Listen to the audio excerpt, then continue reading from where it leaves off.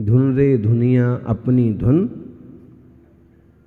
अपनी धुन में पाप न पुण्य। महाराज बैठे बैठे क्या कर रहे हैं आप देखो।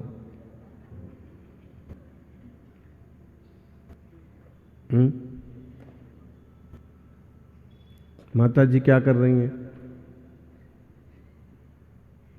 सभी ग्लैड हैं।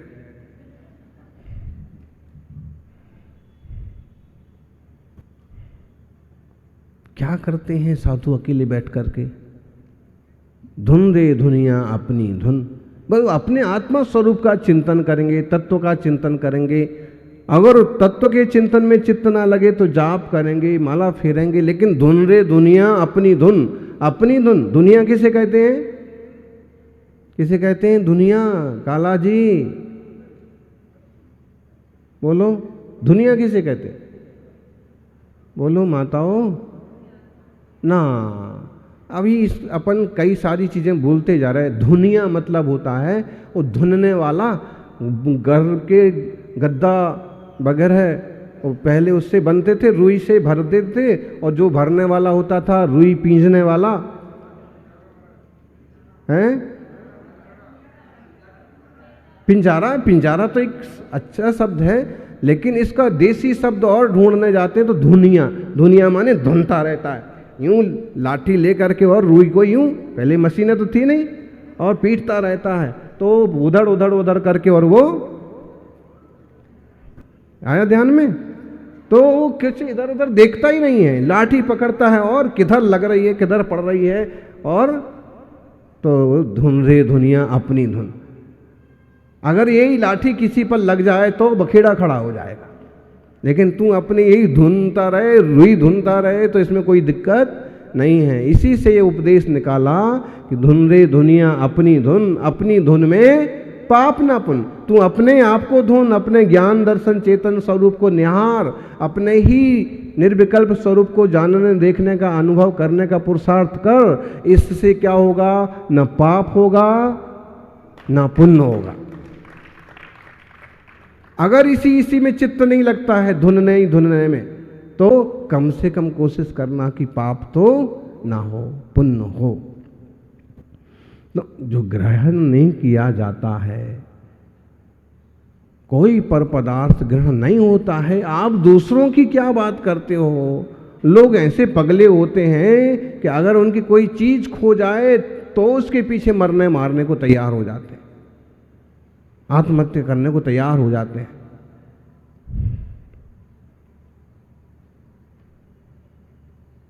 जबकि वो चीजें तुम्हारी हो ही नहीं सकती। वो तो छोड़ो, तुम्हारा शरीर भी तुम्हारा नहीं है। वो मरने वाला, उसको नहीं मिला जो चाहिए था और कूद गया पानी में। क्या हुआ? लेकिन जो कसाय करने वाला था, चाहने वाला था, उसमें से निकल गया, मुर्दा बचा, वो पानी में तैर के ऊपर आ गया।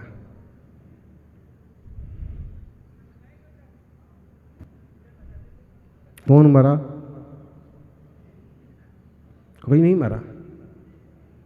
शरीर क्या मरा? अगर ठीक से विचार करो तो पहले से मरा हुआ है। जड़ है, रचना ही उसकी उससे हुई है। यही तो कर्म के आश्रय बस शरीर में बंधित था आत्मा, और आत्मा भी अमर है तो वो भी नहीं मरा। बोले वो तो दूसरी गति में चला गया। फिर बोले मरा कौन?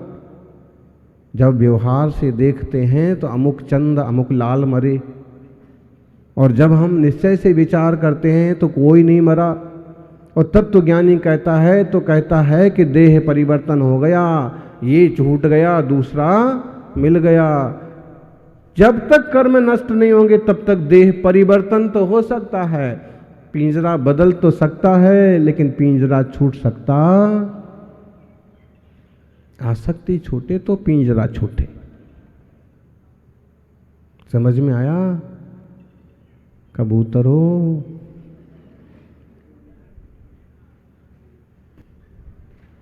आप लोगों कबूतर बोलते तो बुरा तो नहीं लगता, तो फिर रोज बोला करेंगे।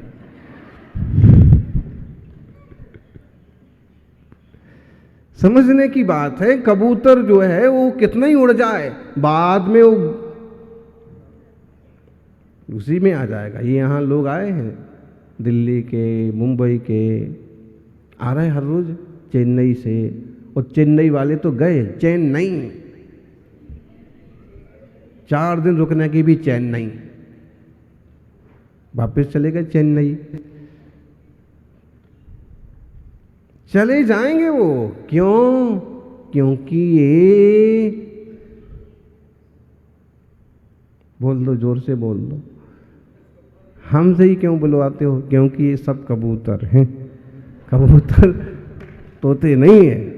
तोता तो एक बार छोड़े तो छूट जाए, बस निकले और भागे तो भागे। वो कहानी आपने सुनी हो, मुनिराज घर में आहार को पड़क गए, सेठ जी ने अच्छे से आहार दिया और आहार के बाद मुनिराज को पार्टी पर बिठाया, 2 मिनट हमें उपदेश दो, धर्मोपदेश दो। मुनिराज भोले भाले सरल स्वभावी, उनने ये नहीं कहा कि प्रवचन सुनना है तो मंडप में आना, और तुम्हें पता नहीं है हमारी प्रवचन की सभा कितनी बड़ी लगती। मुनि तो हर हाल में खुश रहते, छोटी लगो बड़ी लगो, सब लोग रहो कम लोग रहो। उनने कहा, बैठ गए, उपदेश दिया थोड़ा सा, सेठ जी ज़्यादा जंजाल में मत पड़ो, त्याग में सुख है, त्याग से मुक्ति मिलती है, त्यागोगे तो भव से मुक्त हो जाओगे। सेठ जी का तोता भी सुन रहा था। बात तो यही है, तोता सुन लेता है और आदमी सुन करके भी अनसुना कर देता है। फिर क्या हुआ, मुनिराज तो इतना कह के चले गए। इधर जब मुनिराज को भेज करके सेठ जी आए तो देखा कि तोता जो है वो अचेत पड़ा हुआ है। लगा तोते को क्या हुआ? हिलाया डुलाया, आवाज़ लगाई, और उसको आवाज़ लगाते थे मिट्ठू, वो भी जवाब देता था मिट्ठू। राम राम बोलो, वो भी बोलता राम राम बोलो, जय जिनेंद्र बोलो। लेकिन उसने अब कोई जवाब नहीं दिया। उन्होंने सोचा क्या बात हुई है। उसके लिए बढ़िया से मिर्ची लाए, चांदी की कटोरी में खीर लाए, लेकिन उसने कुछ भी ही हलन चलन, शायद जो है ये बेहोश हो गया है, मर तो नहीं गया है। हो सकता है कि यहाँ ऑक्सीजन नहीं आ रही हो, बाहर लेके चलो। बाहर लेके गए बगीचे में, फिर भी उसको पुकारा लेकिन उसने कोई जवाब नहीं दिया। दरवाज़ा खोला पिंजरे का, उसको बाहर रखा, थोड़ा सहला रहे थे कि अचानक उसने अपने पंख फैलाए और उड़ गया, फुर्र से उड़ करके डाल पर बैठ गया। और सेठ जी के तो हाथों के तोते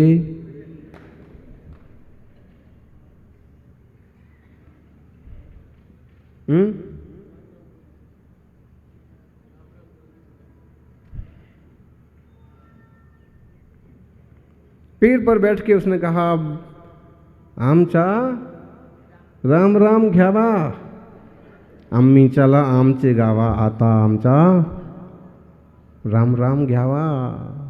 अब आखिरी जय जिनेंद्र। सेठ ने कहा कि तूने ऐसा क्या किया, तू तो अच्छा खासा था और ऐसे क्या करके तू उड़ गया? तो उसने कहा कि तो मैंने तो गुरु जी का प्रवचन सुना और उन्होंने कहा कि त्याग करने से मुक्ति मिलती है। तो मैंने विचार किया कि दिगंबर मुनि तो झूठ बोलते नहीं हैं, वो तो ज्ञानी होते हैं, वो इनका कहा हुआ सच में अच्छा ही निकलेगा। तो मैं 1 घंटे के लिए मैंने सब कुछ त्याग दिया, 1 घंटे का पूरा मौन ले लिया, खाना पीना छोड़ दिया, एकदम सामायिक करने बैठ गया। इसी 1 घंटे के भीतर आप आ गए और आपने समझ लिया कि, आपने देखो तो गुरु के वचन सत्य सिद्ध हो गए।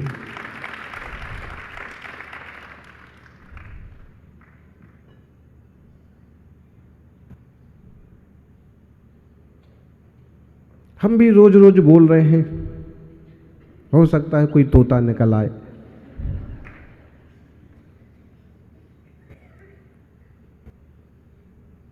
सौभाग्यशाली हो। कितनी सत्य बातें हैं। दुनिया में लोभ दिया जाएगा, प्रलोभन दिया जाएगा, तुम्हें स्वर्ग भेज देंगे, तुम्हें हूरें मिल जाएंगी, तुम्हें ये मिल जाएगा, तुम्हें इनका। यहाँ तो आचार्य महाराज कहते साफ सुथरा है, देख कोई लाग लपेट नहीं है, दुनिया में कुछ किसी का होता है नहीं। अच्छे अच्छे समृद्धशाली सम्राट भी सब यहाँ का यहाँ रख करके जाते हैं, कोई लेके जाता नहीं। ये तो समझ कि आत्मा जो अग्राह्य है उसको कभी ग्रहण नहीं करता है। 100 साल भी शरीर में रह ले वे आत्मा, लेकिन जब छोड़ने का वक्त आता है तो 1 सेकंड भी नहीं लगता है, फुर्र करके निकल जाता है। और ग्रहीतम नहीं मुच्यति, उसका जो स्वभाव है ज्ञान दर्शन प्रत्येक जीव का। ये नहीं समझे लोग कि जैन महाराज जी तो जैनों के लिए उपदेश दे रहे हैं और जैन लोग ही आत्मा वाले हैं, बाकी सब जड़ हैं। नहीं, जैन धर्म ना ये थोड़े से लोगों का धर्म नहीं है, वस्तुनिष्ठ विज्ञान है। ये दुनिया की जो व्यवस्था है, जो तत्व का ज्ञान है। गाय में जीव नहीं है क्या? इतनी दया क्यों करते? मुनि महाराज जो है बरसते पानी में भी बाहर नहीं निकलते। अब श्रावक बोले कि बंद हो गया, बंद हो गया, बाहर निकले तो चालू हो गया। मतलब वो कच्चे पानी को भी जीव मानते हैं, घास को भी जीव मानते हैं, कीड़े मकोड़ों को भी जीव मानते हैं। मानते क्या हैं वो? चींटी को कैसे मालूम पड़ता है? एक डब्बे में नमक भर के रख दिया और एक डब्बे में चीनी भर के रख दी,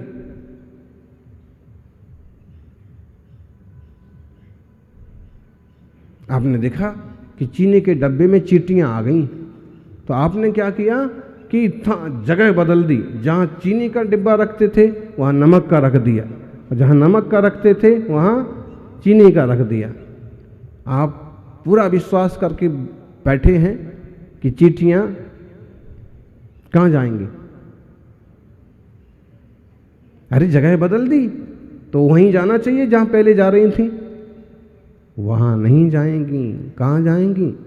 चिट्ठी को किसने बताया कि शक्कर इधर रखी, वापस जगह बदल दी गई है? इसको पता है, उस ज्ञान है, चेतना है उसमें, उसको अपनी रसना इंद्रिय संबंधी विषय की इतनी तीव्र समझ है कि खोजते खोजते वहां मिठाई तक पहुंच जाएगी।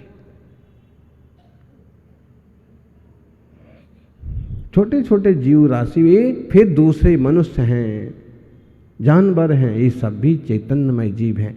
अच्छा, ये किसी भी शरीर में रहें, वो शरीर उनके हमेशा के लिए नहीं हो जाएंगे, कभी ना कभी छूटेंगे और वो पर्याय छोड़ के दूसरी पर्याय में जाएंगे। आत्मा में से ज्ञान नहीं निकल जाता है। आप खूब क्लेश कर लो, खत्म नहीं हो जाएगा। ज्ञान ज्ञान रूप रहेगा, दर्शन दर्शन रूप रहेगा, आनंद आनंद रूप रहेगा। जब कोई बिछड़ा, जब कोई मरा तो हम खूब रोए पीटे, हाय हाय हाय हाय किया, लेकिन धीरे धीरे धीरे धीरे शांत हो गया। एक कहानी आपने सुनी हो,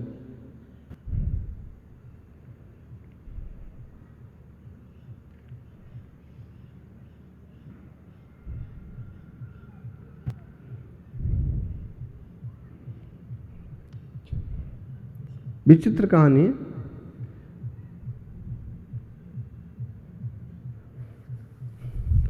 मुल्ला नसरुद्दीन की, उसके पिताजी मर गए और रो रहा था। कई सारे बड़े बुजुर्ग आए और क्यों रोते हो बेटे, तुम्हारे पिताजी मर गए। हम लोग तो हैं, हम लोग तो नहीं मरे। उसको बड़ा संतोष मिला, चुप हो गया। अभी तक रो ही रहा था ना कि हाय हाय बिछड़ गए, मर गए, और अब चुप हो गया। उसे संतोष मिला कि हाँ कोई तो है। दुख ऐसे ही होता है, हम आसक्ति कर रहे थे और हमें उसका कोई दूसरा वो भी मिल गया, अल्टीमेटिव कुछ मिल गया, तो हम यहाँ कुछ तो है सहारा। फिर एक बार उसकी माता जी मर गई तो फिर हाय हाय किया, तो कई सारी मोहल्ले की महिलाएं आई और उन्होंने कहा कि क्यों रोते हो? अरे तुम्हारी एक माँ नहीं सी, हम तो हैं।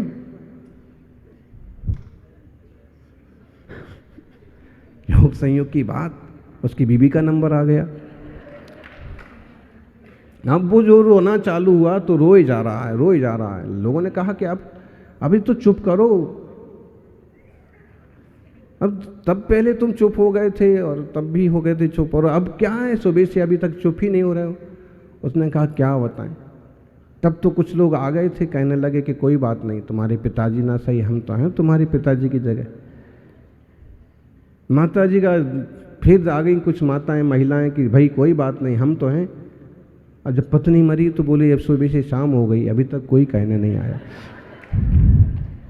आदमी का जो दुख है वो अपने स्वार्थ का है, अपने लालच का है, और तुम मरो उससे कोई लेना देना नहीं।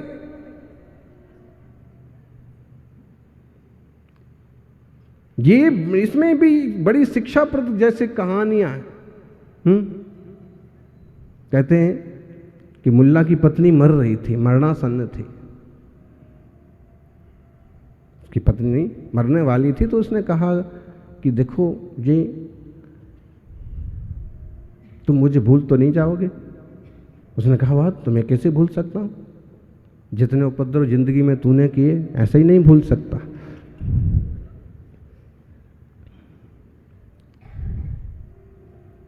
मेरे मरने के बाद तुम्हारा क्या हाल होगा। उसने कहा तुम्हारे मरने के बाद तो मैं एकदम पागल हो जाऊंगा, तुम मेरे मरने के बाद दूसरी शादी तो नहीं करोगे। उसने कहा कि पागल का क्या भरोसा,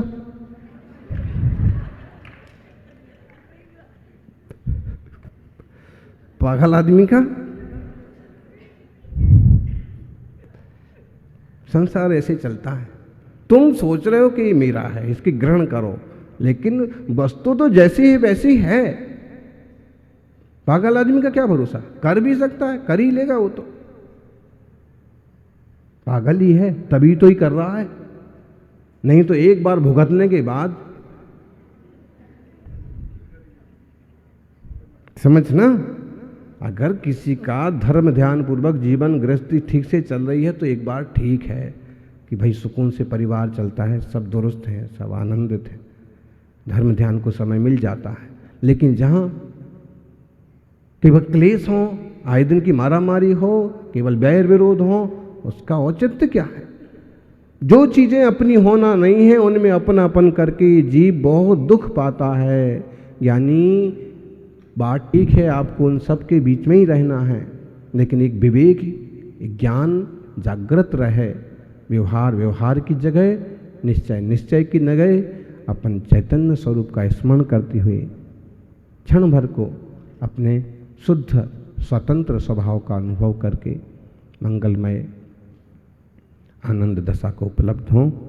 जय बोलिए सनातन जैन धर्म की।